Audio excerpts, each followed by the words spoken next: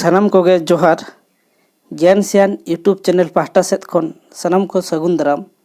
देलाबन गाते को आर मिट्टी नवा वीडियो रे सानाम कोगे सगुन दाराम और नवा वीडियो रे दुñ लई आजोमा बना सिंह पढ़ाव आजोमा बना नेने पेते पतब रेना गे आर मिट्टी कहनी रेना nyutum हुयुग कना टूअर और नवा दो हाँ गिद्रा कहनी कना ओल आकादा किन मानसिंह माझी गंके तकिन और बायना nyutum तकिन दो ओल खोबा मेतेन बन बड़ाय का किना देला ताले तेहना गिद्रा कहनी बन एतोहबा टूअर ओना मांग रे जहां को जुदी ज्ञान सियान चैनल पुलू धाव बन नेलया उनको गोठत अरदास नवा चैनल बो सब्सक्राइब मा ओना साथे बेल आइकन से घंटी हबन दाबा मा एनखान आपेठे अडिल गो नोटिफिकेशन सेटेरवा और इना वीडियो बन नेल दाड़ेया लाइक शेयर कमेंट दो आलाबन हिड़िया डिस्क्रिप्शन रे टेलीग्राम ना लिंक एम कना सानाम को अरदास टेलीग्राम रेबन जॉइन मा और नवा कोरेना पीडीएफ को बन नाम मा देला ताले तेहना गिद्रा कहनी टूअर और नवा टूअर दो हाँ नेने पेते पतब मेन दो 2023 साल रे जहाँ बाल साहित्य अवार्ड ते अवार्ड कना ओना नेने पेते पतब रेना गे टूअर कहनी लई आजोमा बना देला ताले बाबन बिलोमा कहनी बन एतहब उतर लगे चैत बोंगा तिकिन पे टाड़ांग गान हुयुग कना बोंगा रेया मुचाद हाट कान रेहो नुना दो बांग लोलो कना मिद होर डहार ते डुलुंग गड़ी लगा अगुयत आय उन ओक्तो गे मिद तिल्ला बद आड़े आड़े ते ओना डहार सेत गे राकाब हिजुग कनाय डुलुंग गड़ी रेदो सुर अतु रिनिज माचेत कनाय दो भट्टी रे उनी तिल्ला आर माचेत किन न्यापामेना न्यापाम रे उनी तिल्ला मेनाय जोहार माचेत गोंके माचेत डुलुंग गड़ी खन आंगो कातेन ए तिंगुनाय आर ए मेनाय जोहार गे अच्छा फगु बाबू दोय रुआ कनाय से चेत आसड़ा ते बांग ए हिजुग कान दोय उनी तिल्ला दो फगु आयो कनाय फगु आयो नासे उइहर न्योक कातेन मेनाय ओड़ा खन मा दिनम गे आसड़ा ते ओडोको कनाय ठिपिन हो दिनम गे इदियेत आय किछि घड़िक तायम माचेत ए कुलियाय तीना दिन खन आसड़ा बांग ए सेनोक कनाय पे पुन माहा खन माचेत ए मेन रुआड़ाय फगु आयोय मोने रे आयमा कुकली गुल्लौ अचुरोआ बै बैते मेनाय इन कुलिया आसड़ा ते चेदा बाय सेनोक कनाय उनिया मेद आहा आर मोने माचेत आजा मोने ते पढ़ाव कातेन फगु आयो के मेतायाय आलम रुहित इया कुलियम कुली इयाय चेदा आसड़ा ते बांग ए सेनोक कनाय उनी तिल्ला बोहक डबक कातेन हे सिकेर केदाय फगु आयो संगिन संगिन जंगा लाफाव कातेन उसरा ओड़ा ते सेन सेटेरेनाय फगु ओड़ा रे मिद ओड़ेज पटिया बिल कातेन अडी गहिर मोनेते पढ़ाव ए छुटवा कनाय फगु रे मिद ओड़ेज पटिया बिल कातेन अडी घड़िज मोने ते पढ़ाव ए छुटवा कनाय फगु के पढ़ाव नेल कातेन मोने जीवी रे कुसी रस्क ऐकेव केदाय सावते आयमा कुकली हो मोने रे राकाब एना चेदा आसड़ा बांग ए सेनोक कनाय फगु आयो फगु के कुलिक इयाय बेटा आसड़ा खन रुआड़ कातेन जहाना आम जम आकादा से बांग खान इन लू धुरामा फगु आज आयो सेत मिद घड़ी कोयो न्यो कातेन मेनाय बाय रेंगेज इन कना रेंगेज इन रे नहा इन लयामा आसड़ा चेदा बाय एम सेनोक कना ओना दो उन ओक्ते बांग ए कुली लेदेयाय ᱧᱤᱫᱟᱹ ᱠᱟᱹᱨᱢᱤ ᱵᱮᱥᱛᱮ ᱵᱟᱝ ᱮ ᱡᱟᱹᱯᱤᱫ ᱮᱫᱟᱭ᱾ ᱢᱤᱫᱴᱟᱝ ᱜᱮ ᱠᱩᱠᱞᱤ ᱢᱚᱱᱮᱨᱮ ᱟᱞᱦᱟ ᱨᱤᱢᱤᱞ ᱞᱮᱠᱟ ᱜᱩᱨᱞᱟᱹᱣ ᱟᱹᱪᱩᱨᱚᱜ ᱠᱟᱱᱟ ᱛᱟᱭᱟ᱾ ᱟᱥᱲᱟ ᱵᱟᱝ ᱮ ᱥᱮᱱᱚᱜ ᱠᱟᱱᱟᱭ ᱪᱮᱫᱟᱜ? ᱧᱤᱫᱟᱹ ᱨᱮᱱᱟᱜ ᱫᱚᱥᱟᱨ ᱦᱟᱹᱴᱤᱧ ᱨᱮ ᱛᱤᱱ ᱨᱮᱪᱚᱝ ᱡᱟᱹᱯᱤᱫ ᱨᱟᱹᱱᱤᱭᱟᱜ ᱠᱚᱞᱮᱨᱮ ᱪᱟᱞᱟᱣᱮᱱᱟᱭ᱾ ᱥᱮᱛᱟᱜ ᱪᱟᱸᱫᱳ ᱨᱟᱠᱟᱵ ᱮᱱᱟᱝ ᱮ ᱮᱵᱷᱮᱱ ᱠᱟᱱᱛᱮᱭ ᱵᱮᱨᱮᱫ ᱟᱭ᱾ ᱫᱚᱥᱟᱨ ᱦᱤᱞᱳᱜ ᱥᱮᱛᱟᱜ ᱟᱸᱜᱟ ᱢᱟᱨᱥᱟᱞ ᱛᱟᱨᱟ ᱤᱱᱟᱹ ᱢᱟᱭ ᱠᱟᱹᱢᱤ ko ᱥᱟᱹᱛ ᱠᱟᱛᱮᱱ ᱥᱩᱨ ᱨᱮᱱᱟᱜ ᱟᱦᱟᱨ ᱨᱮ ᱥᱮᱱ ᱠᱟᱛᱮᱱ ᱰᱟᱵᱨᱟᱣ ᱦᱮᱡ ᱮᱱᱟᱭ᱾ ᱫᱤᱱᱟᱹᱢ ᱦᱤᱞᱳᱜ ᱞᱮᱠᱟ ᱚᱠᱛᱚ ᱨᱮ ᱟᱥᱲᱟ ᱪᱟᱞᱟᱣ ᱞᱟᱹᱜᱤᱫ ᱮ ᱥᱟᱯᱲᱟᱣ ᱮᱱᱟᱭ᱾ ᱟᱡ ᱟᱭᱳ ᱫᱩᱞ ᱯᱤᱴᱷᱟᱹ ᱢᱤᱫ ᱴᱤᱯᱤᱧ ᱨᱮ ᱥᱟᱢᱵᱟᱣ ᱟᱫᱮᱭᱟᱭ᱾ ᱚᱲᱟᱜ ᱠᱷᱚᱱ ᱰᱩᱞᱩᱝ ᱜᱟᱹᱰᱤ ᱚᱰᱚᱠ ᱠᱟᱛᱮᱱ ᱨᱟᱪᱟᱨᱮ ᱛᱤᱸᱜᱩ ᱠᱮᱫ ᱛᱟᱭᱚᱢ ᱯᱷᱟᱹᱜᱩ ᱯᱚᱛᱚᱵ ᱠᱚ ᱟᱡᱟᱜ ᱟᱥᱲᱟ ᱛᱷᱩᱭᱞᱟᱹᱜ ᱨᱮ ᱫᱚᱦᱚ ᱠᱮᱫᱟᱭ᱾ ᱚᱱᱟ ᱥᱟᱶᱛᱮ ᱟᱭᱳ ᱮᱢ ᱴᱤᱯᱤᱧ ᱦᱚᱸ ᱚᱱᱟ ᱨᱮᱜᱮ ᱛᱚᱵᱮᱫ ᱠᱮᱫ ᱟᱭ᱾ ᱛᱷᱩᱭᱞᱟᱹᱜ ᱰᱩᱞᱩᱝ ᱜᱟᱹᱰᱤ ᱨᱮᱱᱟᱜ ᱦᱮᱱᱰᱮᱞ ᱨᱮ ᱟᱠᱟ ᱠᱮᱫ ᱛᱟᱭᱚᱢ ᱰᱩᱞᱩᱝ ᱜᱟᱹᱰᱤ ᱞᱟᱜᱟ ᱠᱟᱛᱮᱱ ᱟᱥᱲᱟ ᱢᱚᱦᱰᱟᱭ ᱞᱟᱲᱟᱣ ᱮᱱᱟᱭ᱾ ᱯᱷᱟᱹᱜᱩ ᱟᱭᱳ ᱠᱟᱹᱨᱢᱤ ᱦᱚᱸ ᱟᱡ ᱚᱲᱟᱜ ᱠᱷᱚᱱ ᱚᱰᱚᱠ ᱮᱱ ᱥᱟᱶᱛᱮ ᱥᱟᱢᱟᱝ ᱚᱲᱟᱜ ᱨᱤᱱ ᱴᱷᱮᱫ ᱠᱷᱚᱱ ᱰᱩᱞᱩᱝ ᱜᱟᱹᱰᱤ ᱠᱚᱭ ᱠᱟᱛᱮᱱ ᱯᱷᱟᱹᱜᱩ ᱛᱟᱭᱚᱢ ᱛᱮ ᱥᱮᱱ ᱮᱱᱟᱭ᱾ ᱯᱷᱟᱹᱜᱩ ᱫᱚ ᱟᱠᱚ ᱟᱹᱛᱩ ᱨᱮ ᱚᱞᱚᱜ ᱟᱥᱲᱟ ᱵᱟᱹᱱᱩᱜ te ᱥᱩᱨ ᱟᱹᱛᱩ ᱨᱮᱱᱟᱜ ᱚᱞᱚᱜ ᱟᱥᱲᱟ ᱨᱮ ᱚᱞᱚᱜ ᱠᱟᱱᱟᱭ᱾ ᱟᱥᱲᱟ ᱪᱟᱞᱟᱜ ᱰᱟᱦᱟᱨ ᱨᱮ ᱢᱤᱫ ᱥᱮᱬᱟ ᱟᱦᱟᱨ ᱢᱮᱱᱟᱜᱼᱟ᱾ ᱟᱦᱟᱨ ᱨᱮᱱᱟᱜ ᱥᱟᱢᱟᱝ ᱱᱟᱠᱷᱟ ᱨᱮ ᱢᱤᱫ ᱢᱟᱨᱟᱝ ᱦᱮᱸᱥᱟᱜ ᱫᱟᱨᱮ ᱢᱮᱱᱟᱜᱼᱟ᱾ ᱦᱮᱸᱥᱟᱜ ᱫᱟᱨᱮ ᱠᱷᱚᱱ 5 ᱢᱚᱠᱟ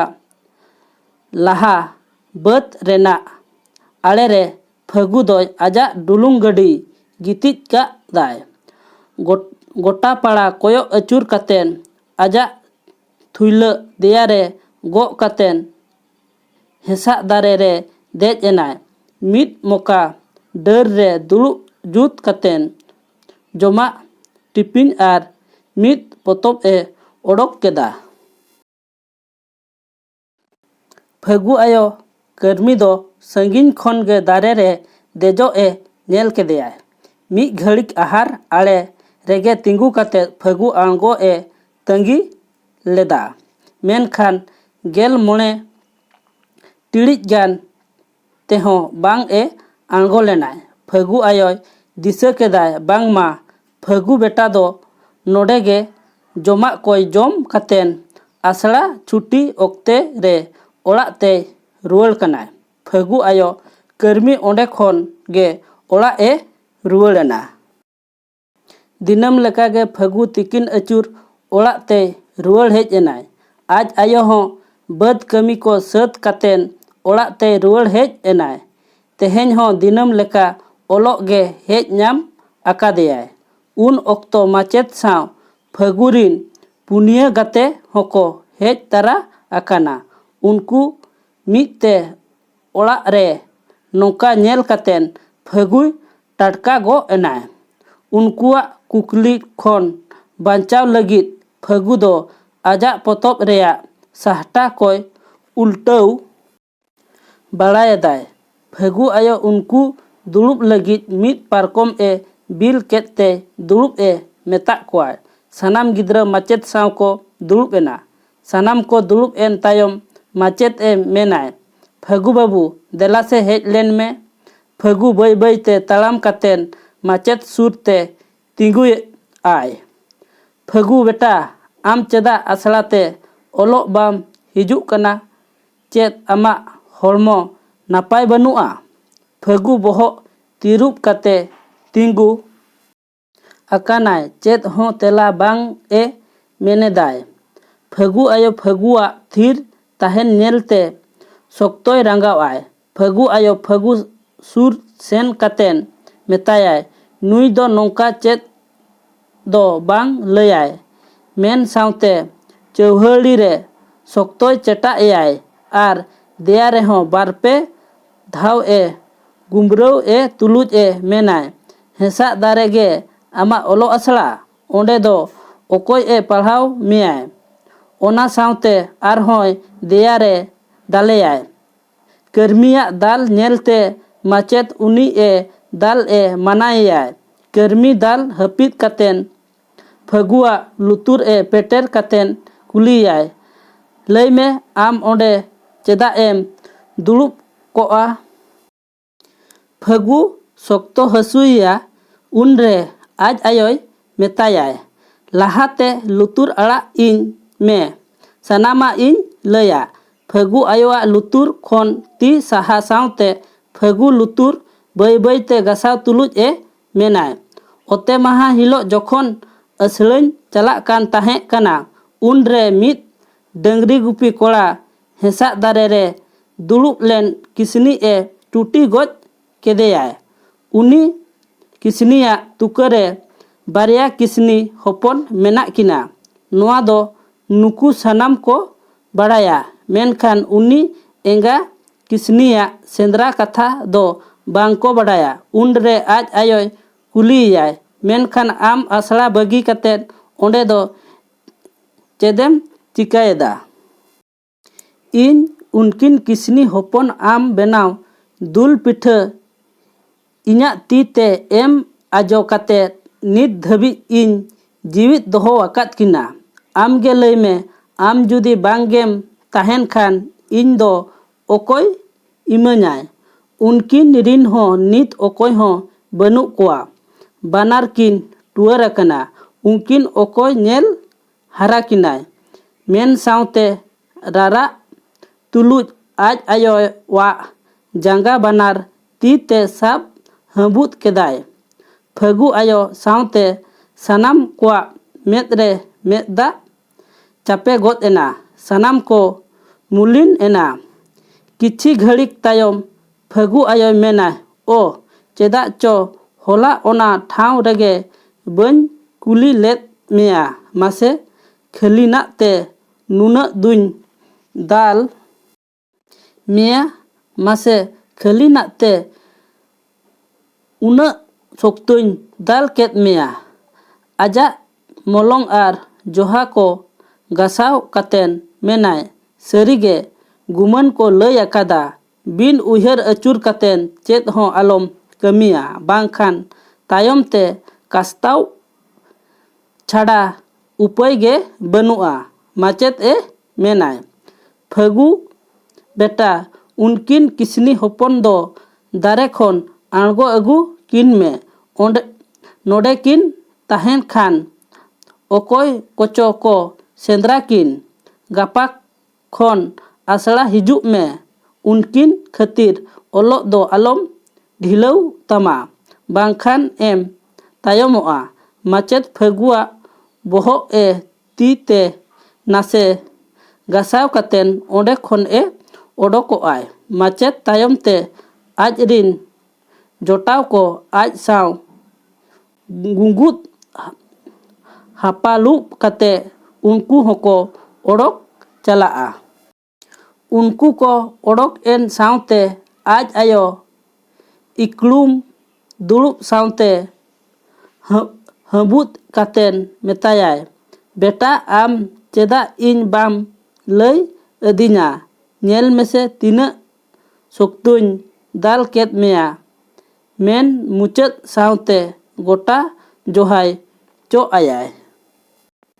तेहेन्या टुअर कहनी दो नोडेगे चाबा हकना कहनी आजम कते चेद लका बोन बुझाव केआ ओना दो कमेंट दरायते लय ताबोन पे वीडियो बोन लाइक मा ओना सावते चैनल बोन सब्सक्राइब मा और बेल आइकन से घंटी बोन दबा मा एनखान आपे ठेत अडी लगन नोटिफिकेशन सेटरवा और इन्या वीडियो बोन नेल दाड़ेया लाइक शेयर कमेंट दो आलो बोन हिड़िया गाते कोठेत जोटा कोठेत बोन शेयर मा और डिस्क्रिप्शन रे टेलीग्राम ना लिंक एमकना ओंडे बोन जॉइन मा और नुआ कोरेना पीडीएफ को बोन ᱧᱟᱢ मा ताले तेहेन्या वीडियो दो नोडे गे बोन दोहया दोड़ाते आर दुढ़ा इन पाहटा सेद खन सानाम को गोड आर जोहार।